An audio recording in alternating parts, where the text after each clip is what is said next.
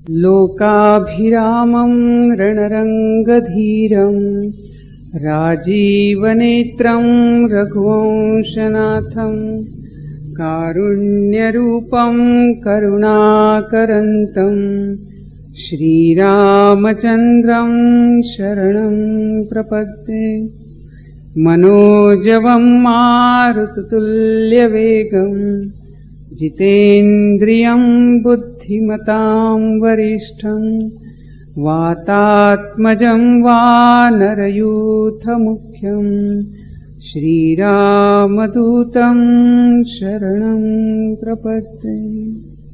शुरुआत होती है अयोध्या के वर्णन से कि अयोध्या नगरी, ये अयोध्या का राज्य, ये कैसा था। इस अयोध्या नगरी में यह नगरी पूरी सुरक्षित थी। उसके चारों बाजू खाइयां थी और खाइयां पार करना बड़ा कठिन था। इसके ऊपर यंत्र लगाए हुए थे, ये यंत्रों से सुरक्षित थी। अस्त्र शस्त्र धारण करने वाले अतिरथी महारथी इसमें थे। एकदम निस्संग ऐसे विद्वान, वेद पठन करने वाले वेद विद्वान ब्राह्मण ऋषि इस अयोध्या नगरी में निवास करते थे। यहाँ की स्त्रियां जो है वो बड़ी सुंदर थी। सुंदर नहीं ऐसी कोई स्त्री नहीं, ऐसा क्योंकि ऐसे कैसे संभव है, कोई प्रश्न पूछ सकता है। अरे सुंदर ही नहीं है ऐसा कैसा हो सकता है, कोई काला तो होगा, किसी का नाक तो इधर उधर होगा, आंखें तो इधर उधर होगी।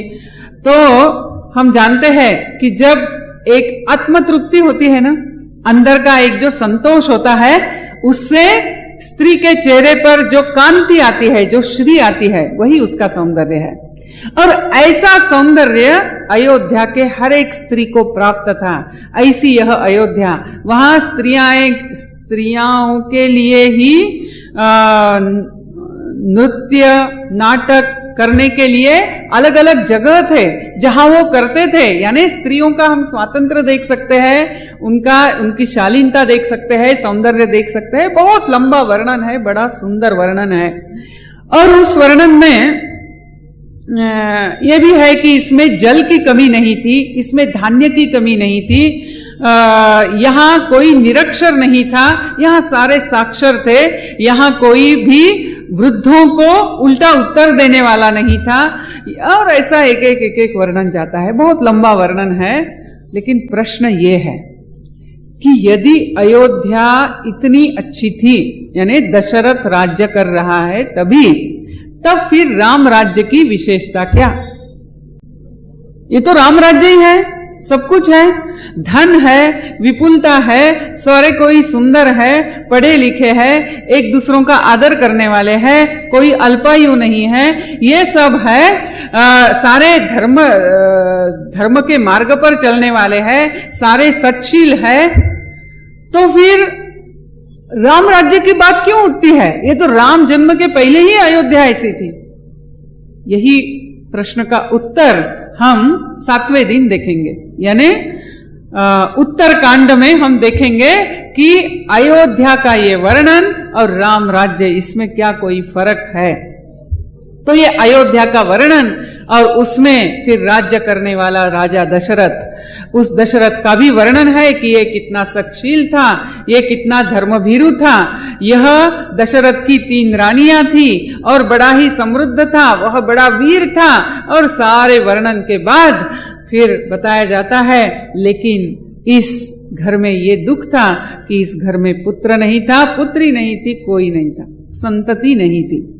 और गृहस्थाश्रम का तो जो 3 लक्ष्य होते हैं, उसमें एक लक्ष्य है प्रजनन, यानी प्रकर्षेण जननम, यानी हमारे बच्चे जो है वो हमसे भी अच्छे, प्रकर्षेण जननम, और परिष्कृत, यानी शारीरिक, मानसिक, बौद्धिक, आध्यात्मिक, भावनिक रूप से हमसे भी और प्रगत हो, हमसे भी और आगे हो।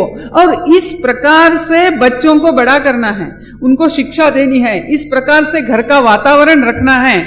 क्योंकि जो गृहस्थाश्रम को स्वीकारा है, उसका एक जो 3 लक्ष्यों में से एक लक्ष्य जो है वह प्रजनन है। और यदि बच्चा ही पैदा नहीं हुआ तो प्रजनन की बात ही कहां उठती है।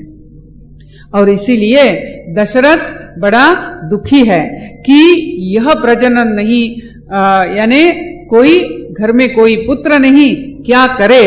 और ऐसे दुख में जब वो है तब आखिर उसे कोई बताता है कि आप पुत्र कामेष्टि यज्ञ कीजिए, पुत्र कामेष्टि यज्ञ करेंगे तो जरूर आपको पुत्र प्राप्ति होगी। और पुत्र कामेष्टि यज्ञ की तैयारी हो जाती है, तैयारी शुरू होती है। वह जब तैयारी शुरू होती है तब सुमंत्र जाके दशरथ को बताता है कि महाराज, आपने वशिष्ठ को बताया कि पुत्र कामेष्टि यज्ञ करेंगे, लेकिन मुझे ऐसे लगता है कि आपने ऋष्यशृंग को यह यज्ञ करने के लिए बुलाना चाहिए। यानी वशिष्ठ ने यज्ञ की तैयारी के सारे आज्ञाएं दे दी है, तैयारी शुरू हो गई, और तब सुमंत्र जाके बताता है कि हमने ऋष्यशृंग को बुलाना है। जब ये मैंने आज ही पढ़ रही थी तो मैं सोच रही थी अभी वशिष्ठ क्या बोलते हैं, दशरथ वशिष्ठ को ये बताता है या नहीं है। ये छोटी छोटी बातें ना बड़ी अहंकार की बातें होते हैं। अच्छा, ऋष्यशृंग को ही बुलाना था तो पहले मुझे क्यों बताया, पहले ही उसको बुलाते थे, ऐसा हो सकता है। लेकिन ये महर्षि है, ये ब्रह्मर्षि है, ऐसे ही ब्रह्मर्षि नहीं हुए हैं। तो पहले ये पूछता है कि अच्छा ऋष्यशृंग की विशेषता क्या है। तो ऋष्यशृंग की विशेषता बहुत लंबी विशेषता बताई जाती है, हम उसमें नहीं जाएंगे। लेकिन ऋष्यशृंग को बुलाना है, वह आपका दामाद है।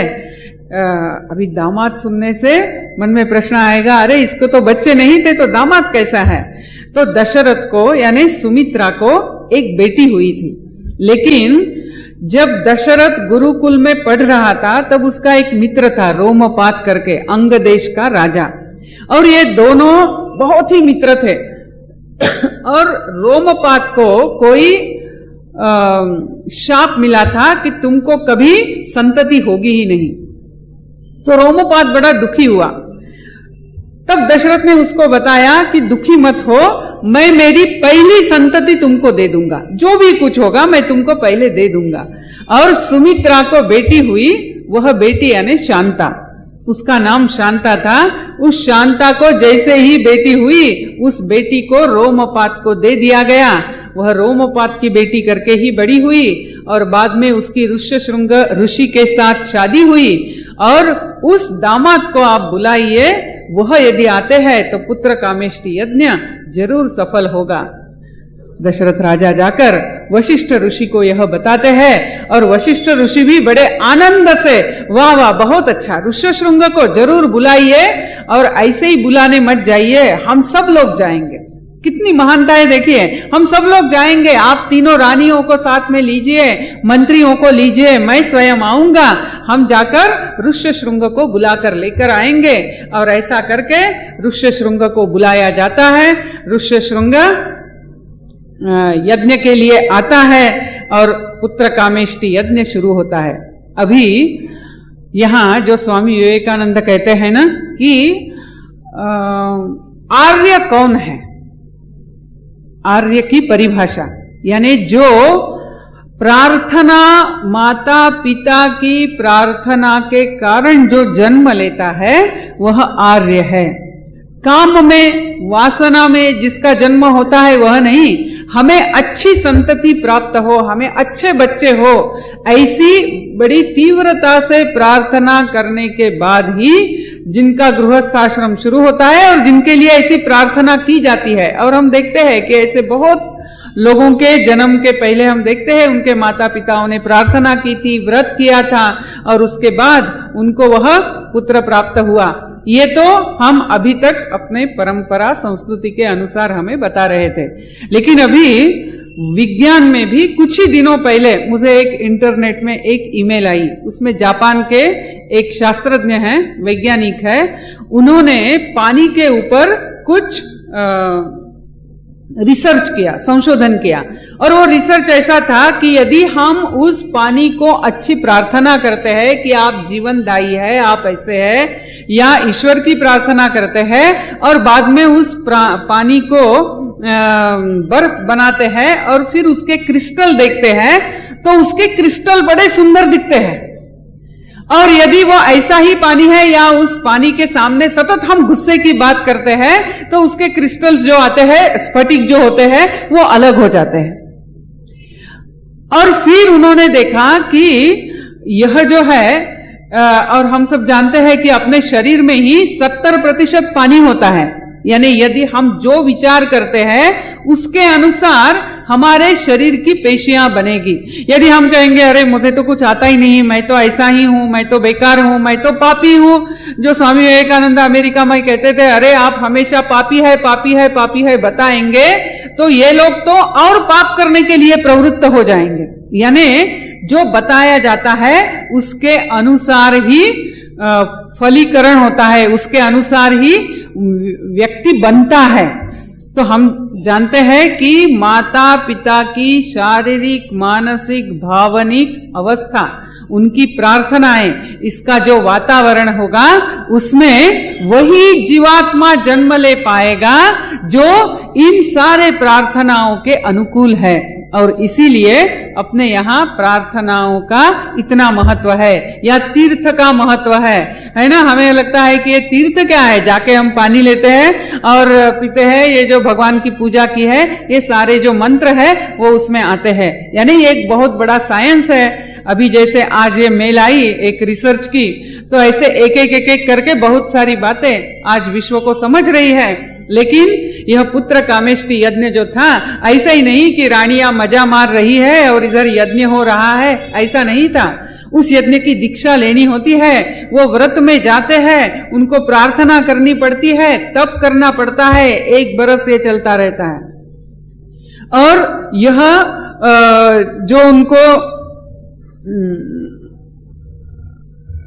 यानी दीक्षा लेनी है यज्ञ की, तो वो दीक्षा तो ली, और यज्ञ मंडप में रोज चर्चाएं होती हैं।